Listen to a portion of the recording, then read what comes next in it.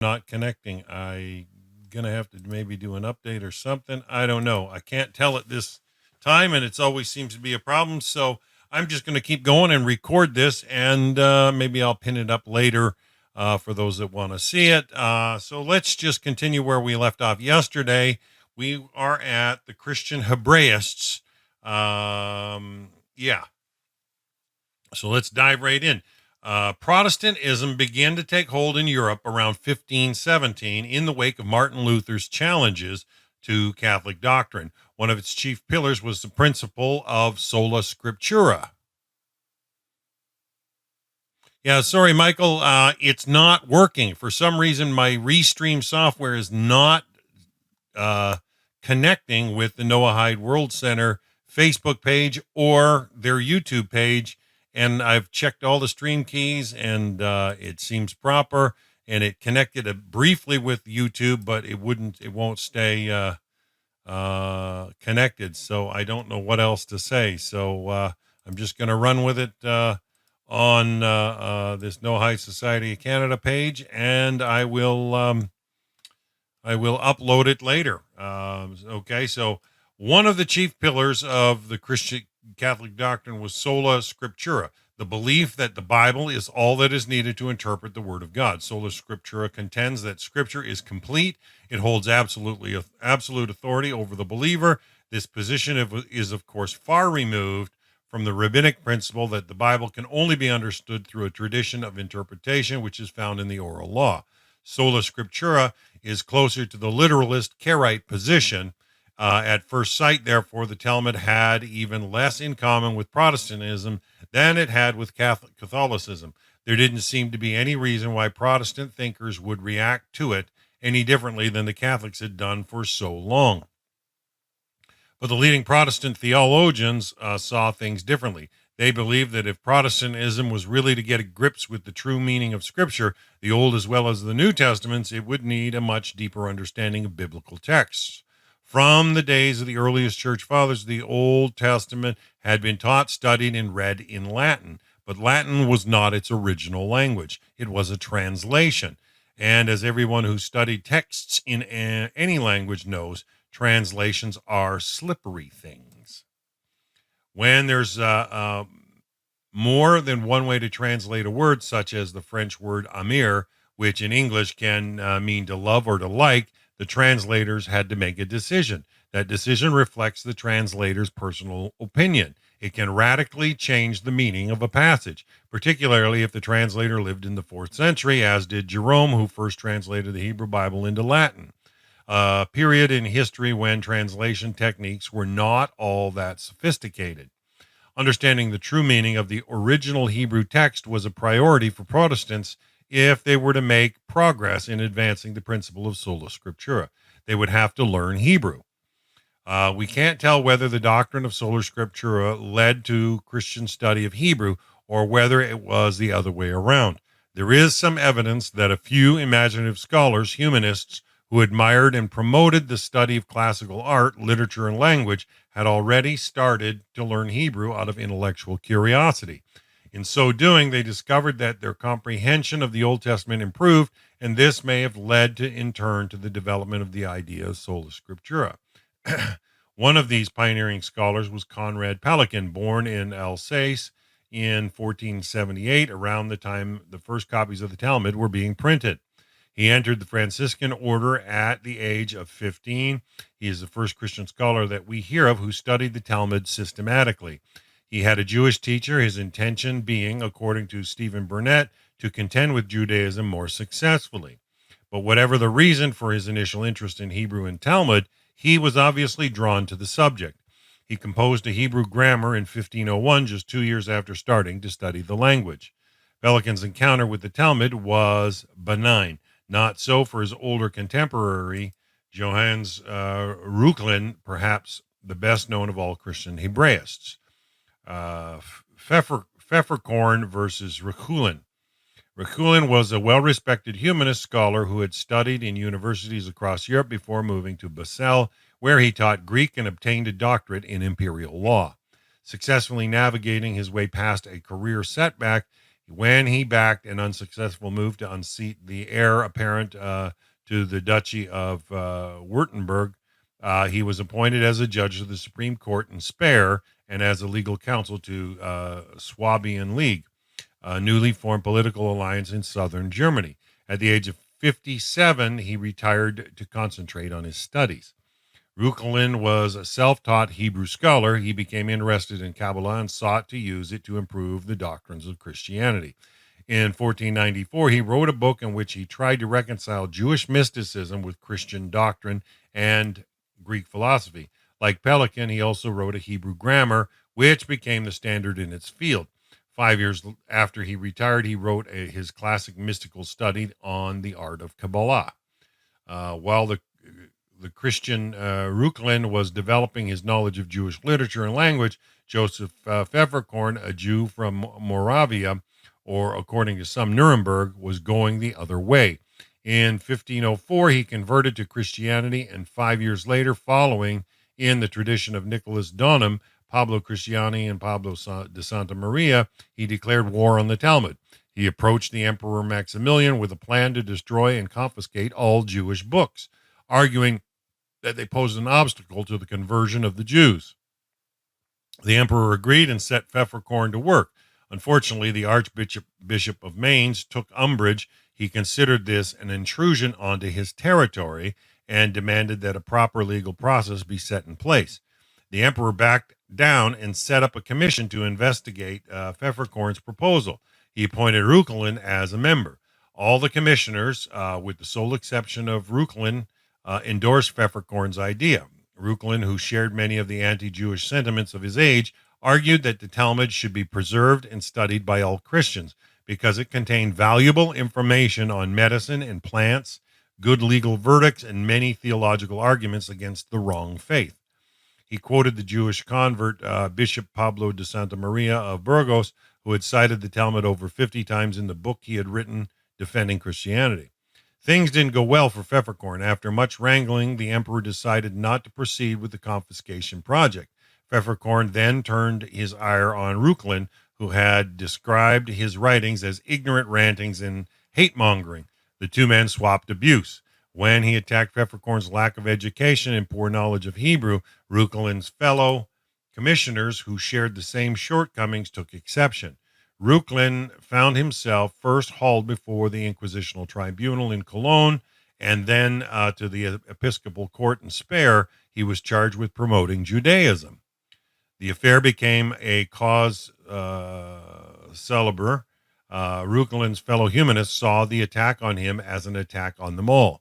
Reuchlin complained that once they were done with him, the scholastic theologians who preferred the disciplines of logic and the Aristotelians to the humanists focused on art and language would gag all poets one after another.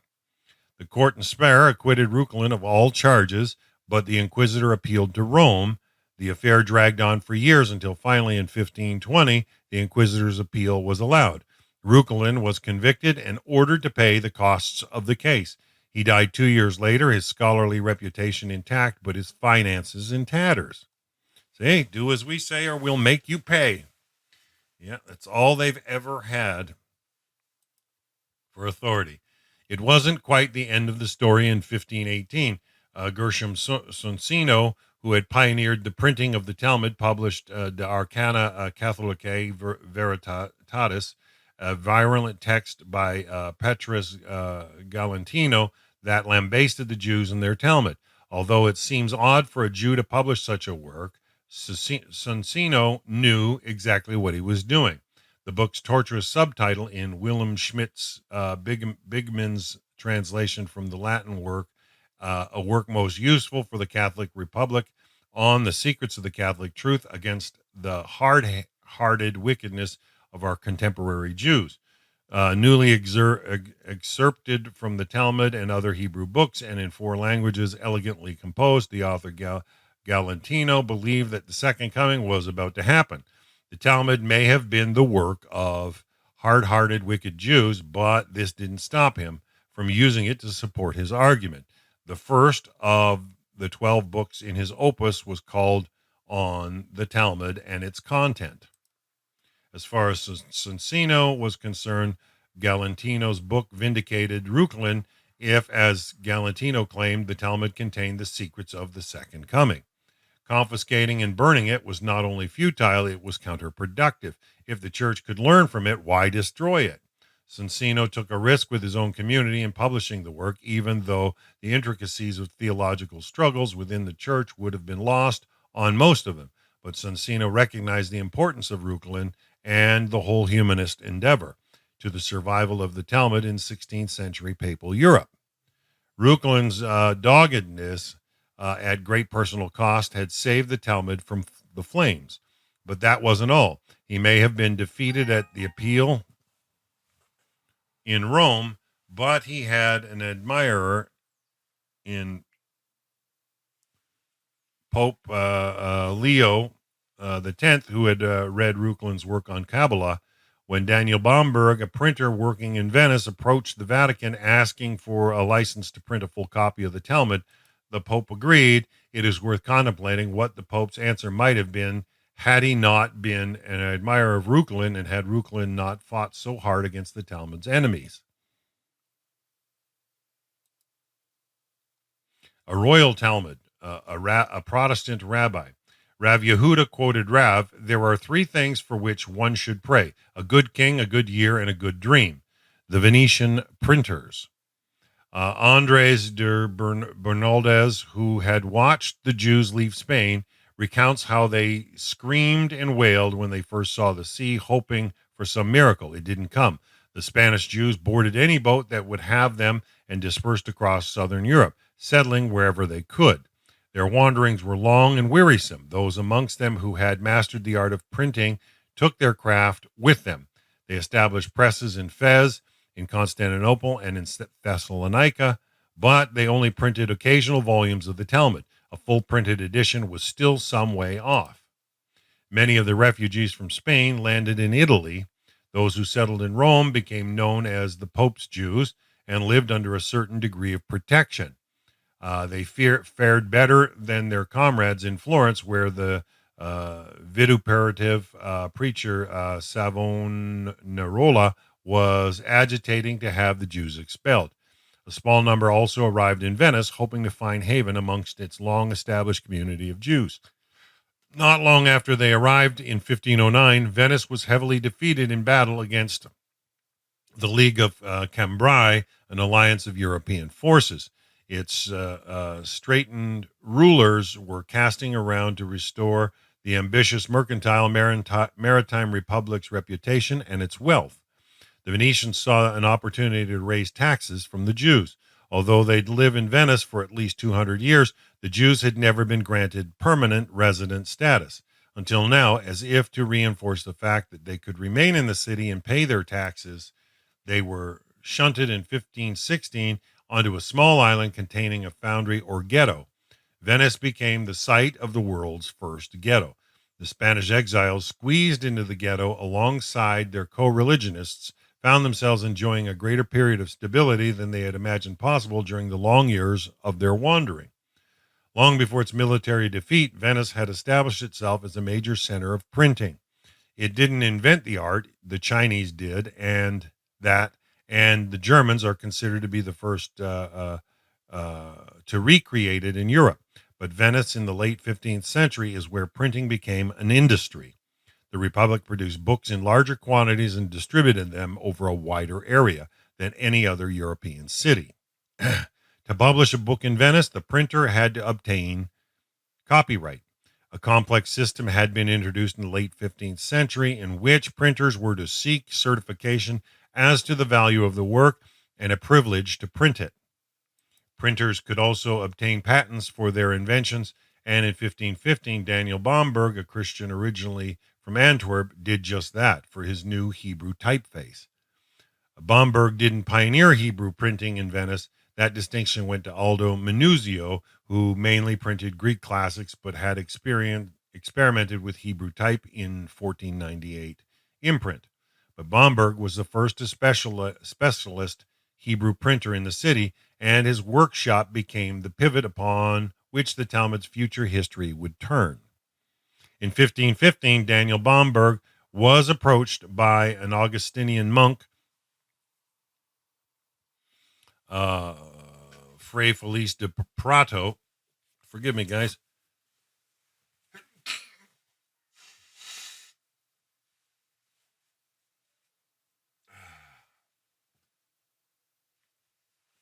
Like many others, Felice was a convert.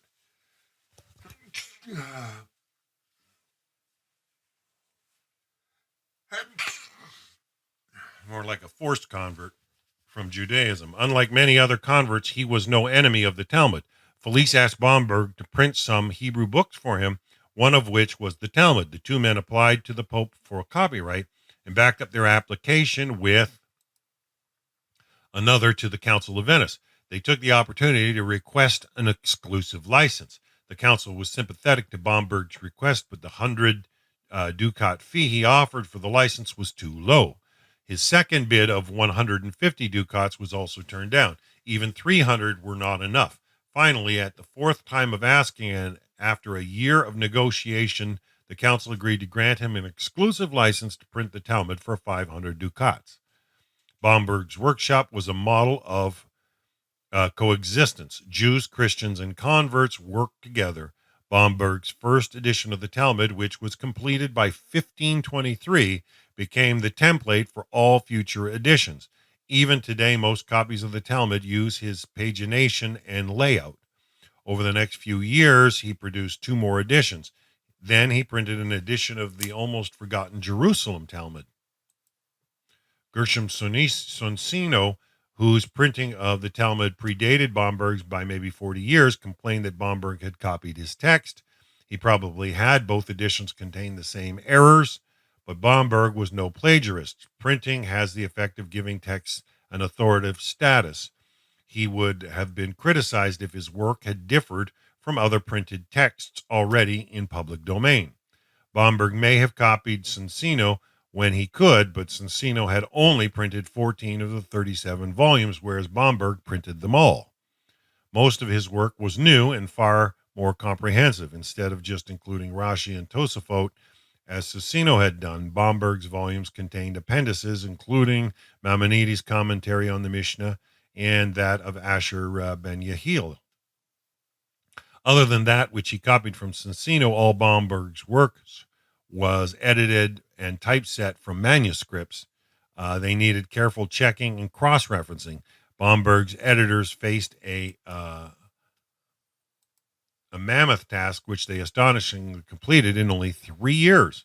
When they finished, one Cornelius Adelkind wrote a paean of praise to Bomberg, who had gathered and assembled the entire Talmud and these commentaries, which had been scattered in every land, both distant and near, and joined to them many other books. And he accomplished more than his predecessors. He expended his fortune and his wealth and sent couriers riding swift steeds to call the finest craftsmen that could be found in all the regions to do this awesome work. Very, very important. Oh, man, what is with my mouse? Bomberg achieved more than anybody else in making the Talmud widely accessible. News of his publication spread rapidly through Europe. The German printer Michael Buchführer headed to Venice to purchase copies for distribution in Prague. But the story didn't have a happy ending. Marco Antonio Giustiniani, a well-heeled aristocratic printer, set up a Hebrew press in competition to Bomberg, where Bomberg's trademark had been quality. Giustiniani's was economy. He plagiarized many of Bomberg's titles, printed them badly on substandard paper, and sold them cheaply. Bomberg's press closed in 1548, quite possibly due to unfair competition from Giustiniani, but nor did Giustiniani prosper. A dispute broke out when plagiarized another printer's commentary on Maimonides' law code Mishneh Torah. Rabbi Moshe Isserles, the leading rabbinic authority in Poland, decreed that it was forbidden for Jews to buy Giustiniani's books. Giustiniani appealed to the Pope. Leo X was long gone. This Pope was Julius III, who shared none of Leo's humanist predisposition. The Pope set up a commission of 6 cardinals to investigate the printer's dispute. Both Giustiniani and his opponent engaged Jewish converts to Christianity to represent him. The case disintegrated into an assault on the Talmud. The head of the commission, who would one day become Pope Paul IV, demanded that the Talmud be burnt. The homes of the Jews in Rome were searched and all copies of the Talmud seized. Pyres were lit in Campo di Fiori in Rome on the Jewish New Year in 1553, and in St. Mark's Square in Venice on Saturday, 21st of October of that year.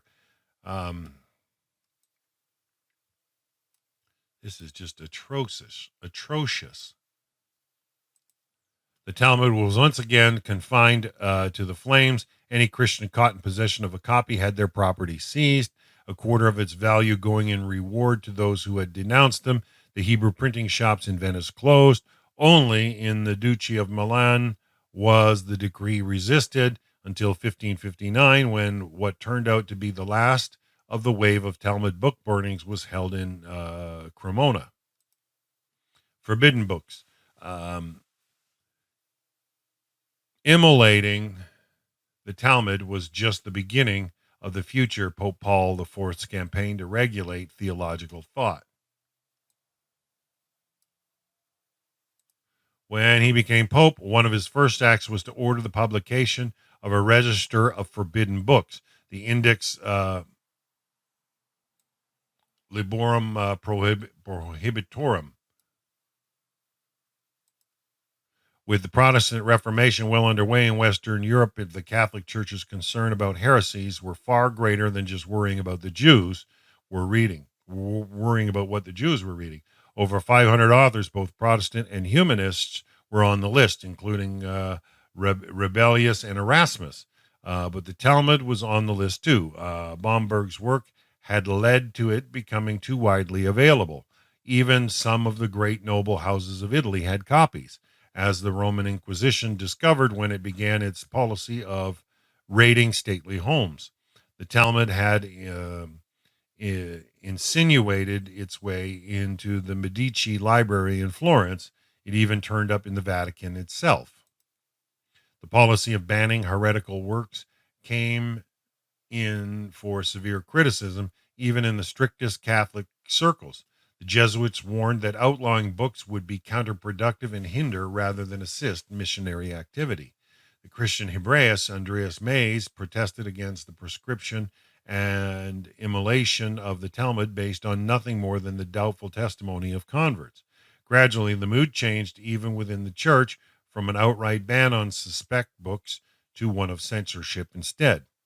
5 years after the list of forbidden books was published, the Council of Trent, which was responsible for the regulation of Catholic doctrine, decreed that the Talmud would be tolerated, provided all slanderous attacks on Christianity were censored out.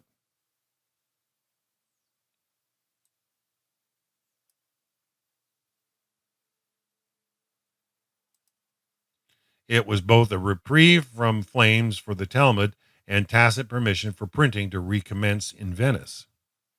The censorship of the Talmud was to be carried out by Jews overseen by inquisitors appointed by the church. The Jewish censors had to walk a fine line.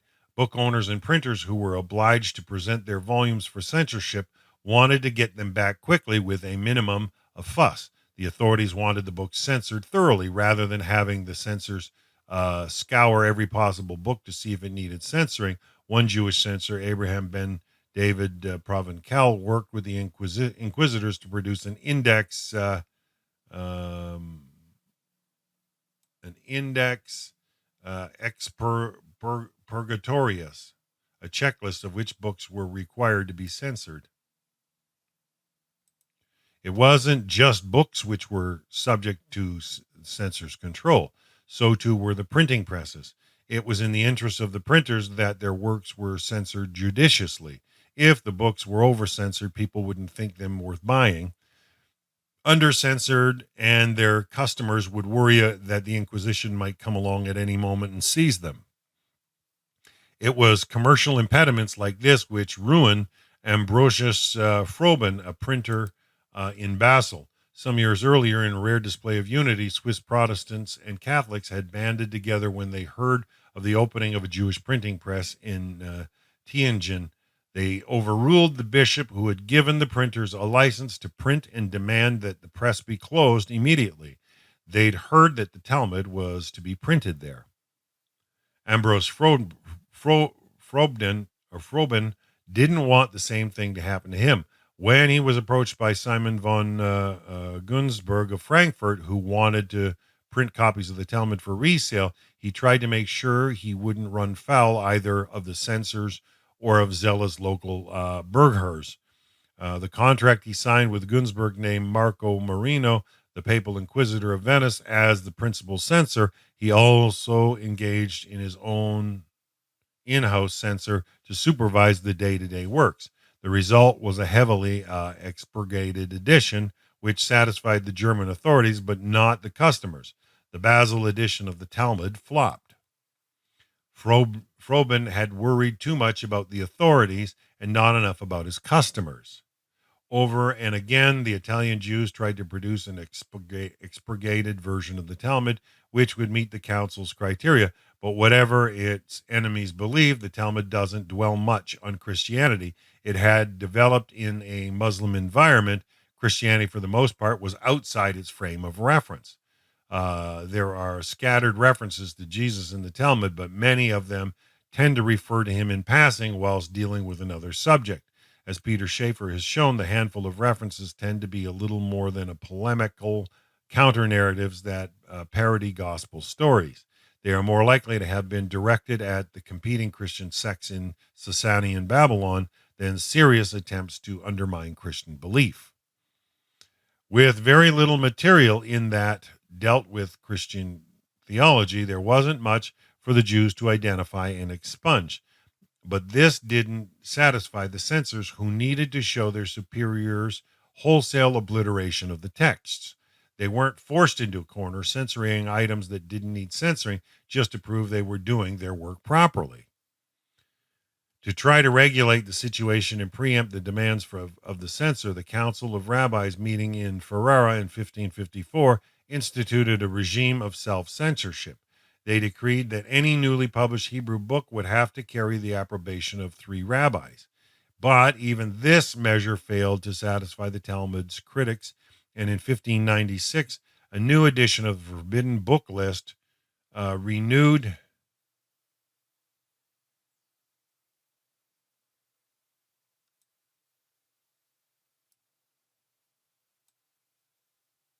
the blanket ban on the Talmud.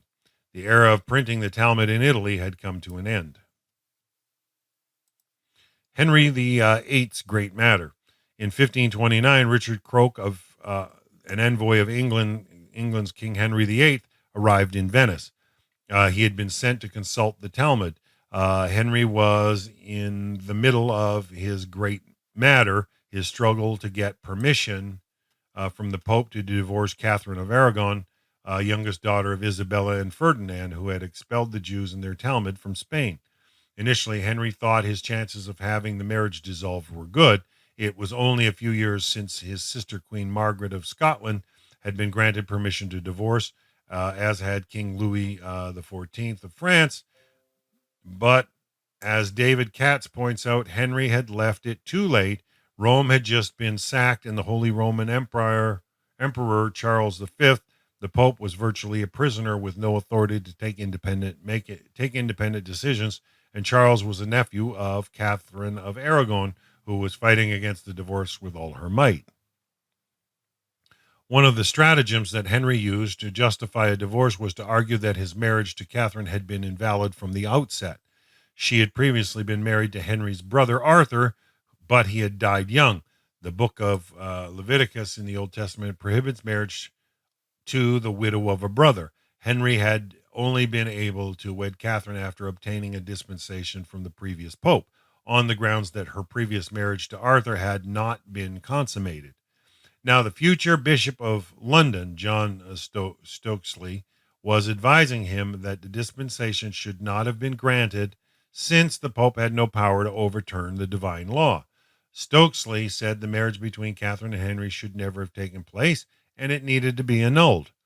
The trouble was that although Leviticus forbade a man from marrying his brother's widow, Deuteronomy demanded that, if there had been no children from her first marriage, the widow had to marry her dead husband's brother.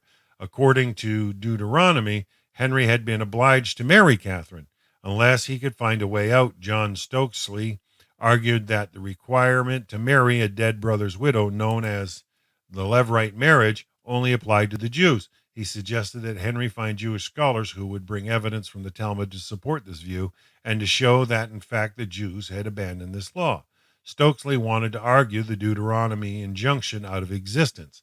Henry imported a copy of Bomberg's printed Talmud into England for his advisors to consult, and Richard Croke was dispatched to Italy to find Talmudists who would help him.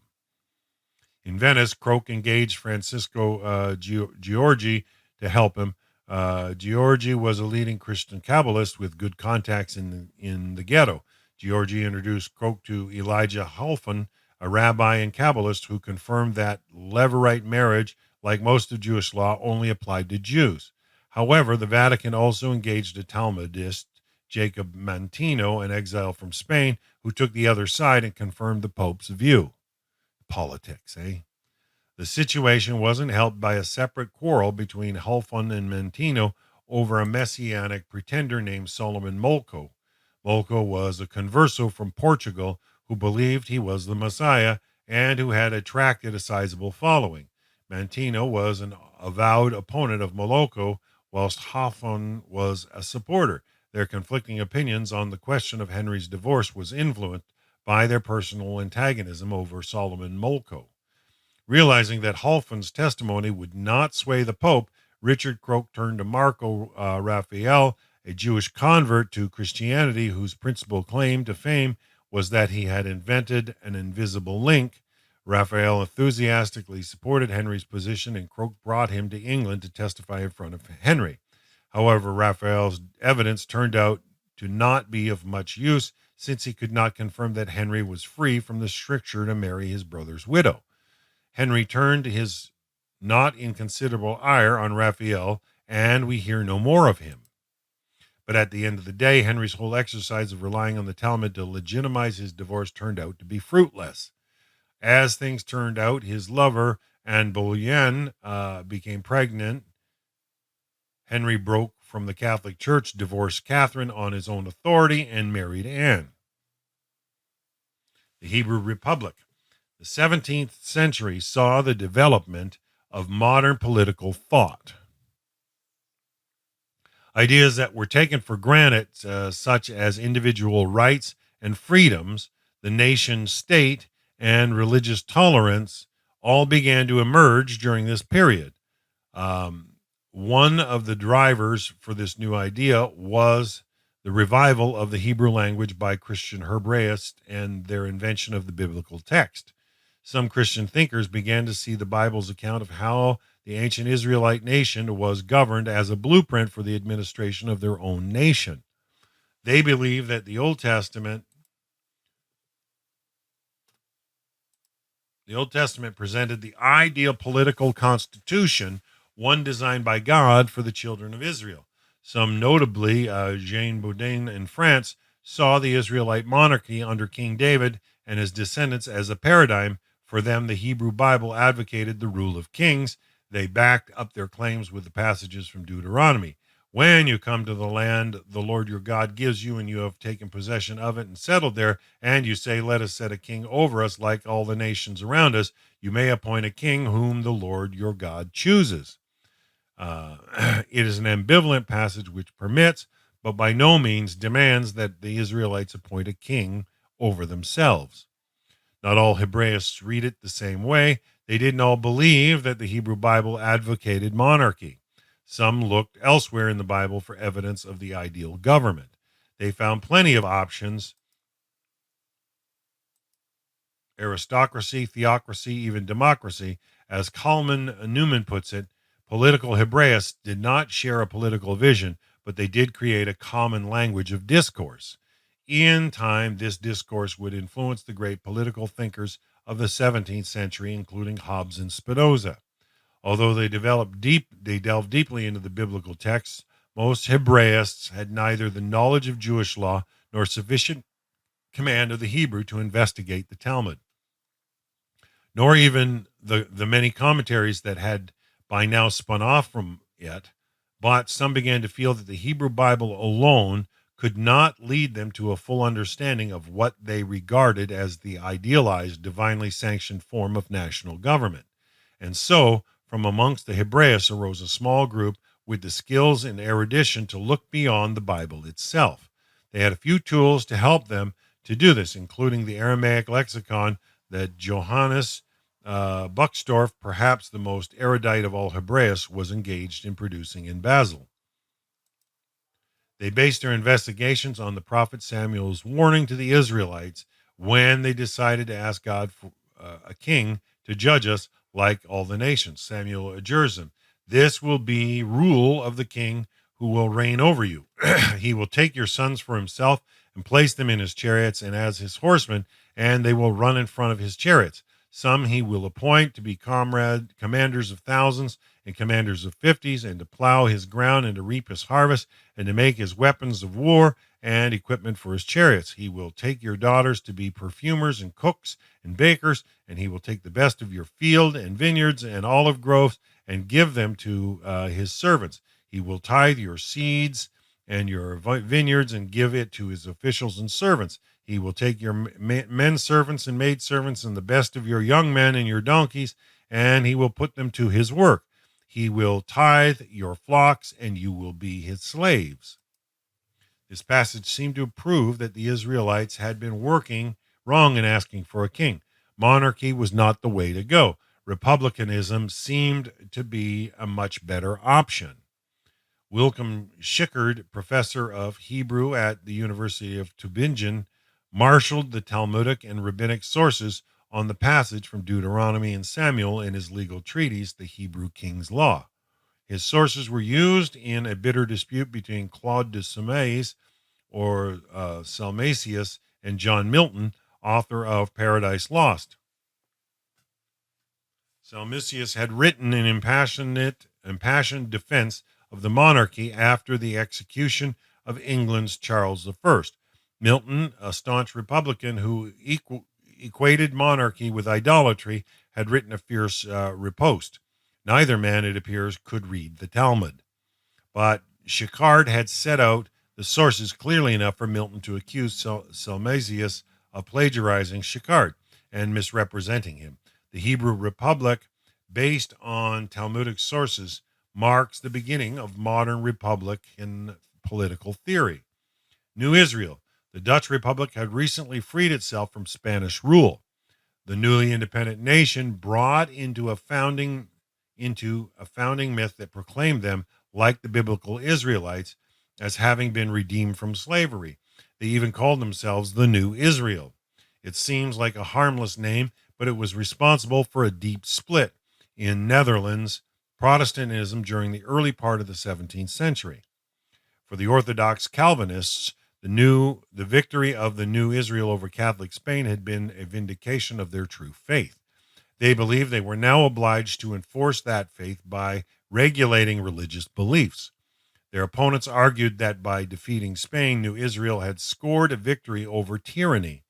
As such, it was their duty to establish a free, tolerant society in which people could follow their conscience in religious matters. Hugo Grodius, one of the pioneers of modern international law and a former child prodigy who had gone to university at the age of 11, cited the example of the Hebrew Republic to support the tolerant view. In a nutshell, he argued that the ancient Hebrew Republic was the ideal society because it had been ordained by God. In this society, all law, both religious and civil, had been placed into the hands of a single lawmaking body, the Sanhedrin. This implied that both religious and civil law have an identical purpose: to regulate society. Since matters of personal conscience and religious belief have no bearing on the smooth running of society, the Sanhedrin, and by implication the Dutch lawmakers, have no jurisdiction over personal belief. Conscience and faith, argued Grodius, lie outside the law. Up to this point, he was doing little more than restating the arguments of the 16th century Swiss theologian Thomas Erastus. But Grodius then moved on to cite the Talmud. He showed that under certain circumstances, the Sanhedrin had the power to suspend religious law and to punish those who commit a crime in sacred matters. The civil court, therefore, had absolute jurisdiction even over religious matters. There were no grounds for a separate religious authority beyond the government of the state. The Talmud proved, to Grodius' satisfaction, that religious tolerance was axiomatic. Petrus Cuneus was a friend and colleague of Hugo Grodius, a professor of law at Leiden University and amongst the most influential writers on the Hebrew Republic. Cuneus pioneered a new perspective on land ownership. The Bible had decreed that the land of Israel was to be divided equitably amongst the 12 Hebrew tribes, and that territory could not be sold in perpetuity. Cuneus quoted Maimonides and the requirements of Talmudic law to show that his theories of land ownership would lead to a harmonious and equitable society.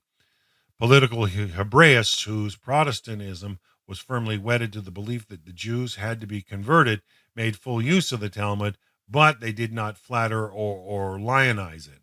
They recognized the ability of the ancient Talmudists to interpret the biblical text, but in their eyes, this was because of their command of the ancient Hebrew language, not due to any merit possessed by the Talmud itself. They used it to develop their political ideas, but Cuneus rejected its trifles, by which he meant the allegorical and non-legal material which supports Jewish tradition. Indeed, he considers the Karaites, who considered the principles of the Talmud to be worthless and who focus only on the biblical text, to be more intelligent than the Talmudists.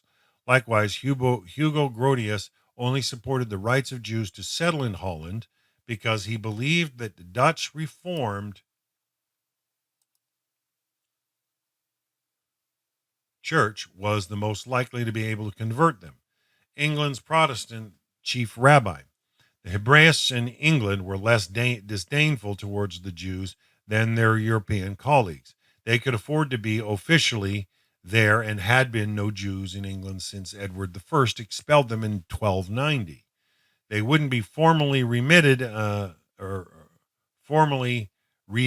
until midway through the 17th century, when Manasseh ben Israel, the leading rabbi in Amsterdam, had a correspondent of Hugo Grodius and Petrus Cuneus, began to lobby Cromwell for their return. It was the absence of any Jewish scholarly presence in Shakespeare's sceptred isle that made the achievements of John Selden, described by Milton as the chief of the learned men and by Grodius as the glory of the English nation, so remarkable. John Selden was a lawyer by profession. In his mid-30s, he had caused a rumpus within the church by arguing in his book, The History of Tithes, that priests did not have a divine right to receive tithes from their parishioners. This